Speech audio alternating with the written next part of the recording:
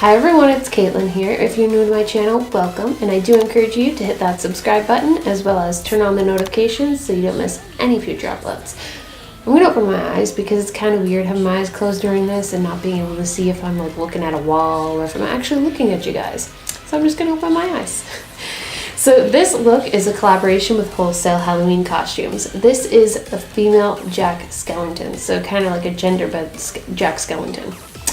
If you want to see the whole tutorial and follow along how to create this look, then go in the description bar down below for a direct link to Wholesale Halloween Costumes makeup tutorial for this that I've created for you. Click that link, head on over there, subscribe, be super awesome to them like you guys are to me. Don't forget to like, share, favorite, and subscribe to my channel as well.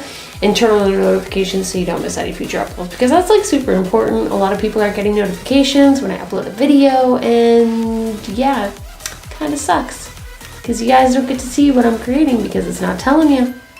YouTube, get your shit together.